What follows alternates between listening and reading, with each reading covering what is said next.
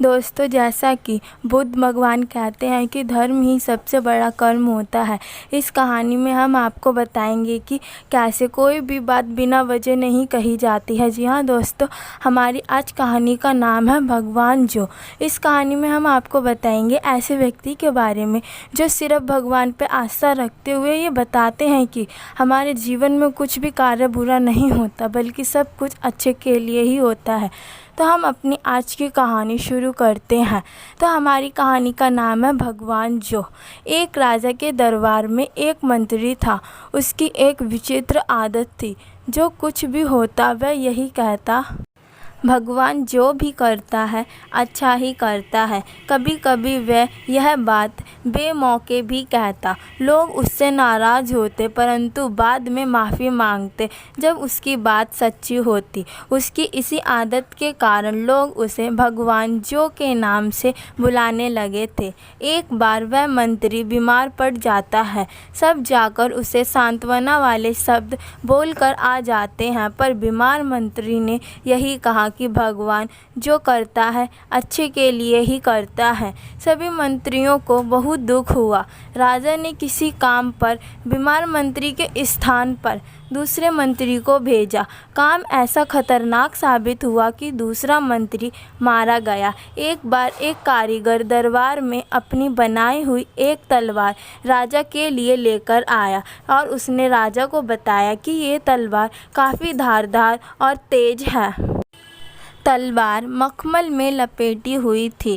कारीगर का कहना था कि ऐसी तेज तलवार आज तक नहीं बनी होगी। राजा ने मखमल हटाकर अपनी अंगुली से तलवार की धार परखनी चाही। सचमुच तलवार इतनी तेज निकली कि राजा की अंगुली ही कटकर नीचे जा गिरी और दरबारियों ने ओह ओह का शोर मचाया। एक दरबारी वैद्य को बुलाने दौड़ पड़ा। राजा की अंगुली से खून टपक रहा था और उसे पीड़ा भी बहुत हो रही थी।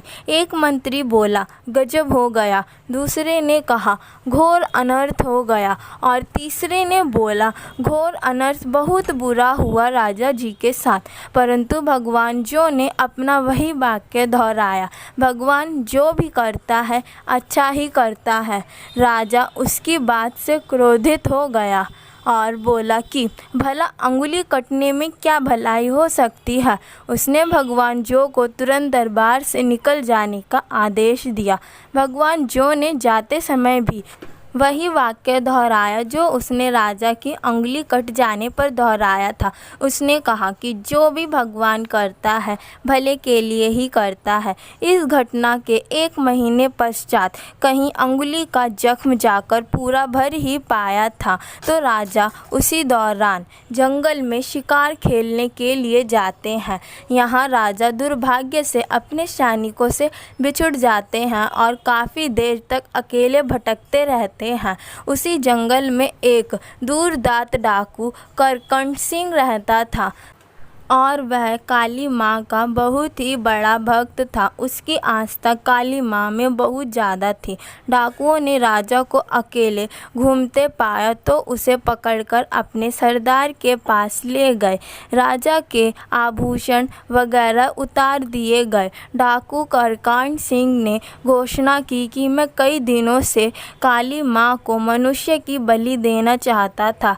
आज हम इस राजा की बलि दे देंगे। डाकुओं ने पुजारी से काली माँ के मंदिर में पूजा आरंभ करने को कहा।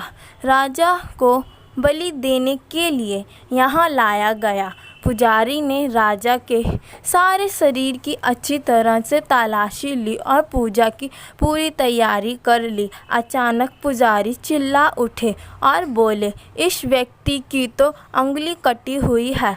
काली माँ कभी भी अपूर्ण अंग वाले व्यक्ति की बलि स्वीकार नहीं करती हैं। तुमसे इतना बड़ा घोर अपराध कैसे हुआ करकंठ सिंह? तुम किसी अपूर्ण अंग वाले व्यक्ति को माँ को बलि चढ़ाने वाले थे। ये तो जघन्य अपराध है। राजा की बलि के अयोग्य पाने पर उसे छोड़ दिया गया। कटी अंगुली के कारण उसकी जान बच गई। तब राजा को एहसास हुआ कि भगवान जो की बात बिल्कुल सही थी।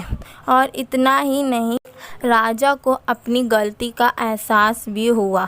आज राजा को भगवान जो की याद आई। उसने अपने सैनिकों को आदेश दिया और कहा कि चारों ओर देख कर आओ कि भगवान जो कहाँ पर है, उन्हें खोज कर दरबार में पेश किया जाए। भगवान जो को ढूंढ कर लाया गया तो राजा ने उन्हें गले लगा लिया और उनसे माफ़ी मांगी। फिर राजा ने पूछा, भगवान जो, अंगुली कटने के कारण मेरी तो जान बच गई आज, परंतु मैंने तुम्हें दरबार से निकाल दिया, लेकिन तब भी तुमने यही बात कही कि भगवान जो भी करता है भले के लिए ही करता है। भला तुम्हें काम से निकाल देने पर तुम्हारी क्या भलाई हुई। तो भगवान जो बोले, सरकार, अगर आपने मुझे अपनी सेवा से न निकाला होता तो मुझे अपने साथ शिकार पर ले जाते और डाकू आपके साथ मुझे भी पकड़ लेते और मेरी भी बलि देने के लिए मुझे वहाँ पर ले जाते। लेकिन मेरा तो आपकी तो अंगुली कटी होने के कारण आपको छोड़ दिया जाता, परंतु मैं तो पूर्ण शरीर वाला हूँ ना। मेरी तो कोई भी अंगुली नहीं कटी और मेरा तो कोई भी शरीर का अंग अपूर्ण नहीं है।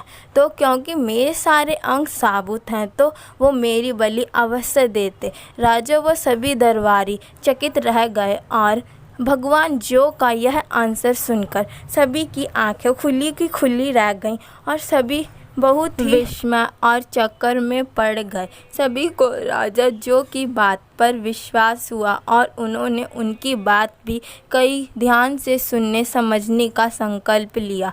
तो दोस्तों, हमारी ये कहानी यहाँ पर पूर्ण होती है और इससे हमें यह सीख मिलती है कि हर बात का अच्छा पक्ष ही देखना चाहिए, बुरे पक्ष को ही देखकर उसकी चिंता नहीं करने लगना चाहिए। क्योंकि कोई भी कार्य यदि किया जाता है तो उसके पीछे उसका अच्छा और बुरा दोनों पक्ष होते हैं। हमें दोनों पक्षों को देखकर ही अपना कोई डिसीज़न लेना चाहिए।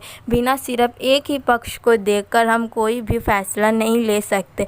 तो ये थी हमारी भगवान बुद्ध की एक बहुत ही महत्वपूर्ण शिक्षा देने वाली कहानी, जिसे यदि कोई समझ जाए और प्राप्त कर ले तो वो अपने जीवन में काफ़ी अच्छे मुकाम हासिल कर सकता है और कई गलत फैसले लेने से भी बच सकता है। दोस्तों, इतना ही नहीं, इस कहानी के माध्यम से हम यह भी समझ सकते हैं कि मात्र सिर्फ किसी बात की हमें चिंता ही नहीं लेनी चाहिए, बल्कि उसे हमें बिल्कुल प्रसन्नता और हमारे दूसरे पहलू से भी देखना चाहिए, ताकि हम उसे अत्यंत गहराई से समझ सकें और उसके दोनों पहलुओं की पहचान भी कर सकें।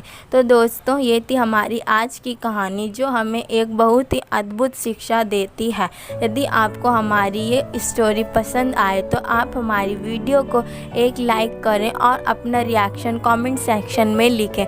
साथ ही अगर आप हमारी ऐसी कहानियाँ लगातार पाना चाहते हैं तो हमारे YouTube चैनल को सब्सक्राइब कर बेल आइकॉन को प्रेस करना ना भूलें, ताकि आपको हमारी सभी कहानियों की नोटिफिकेशन सबसे पहले मिल सके।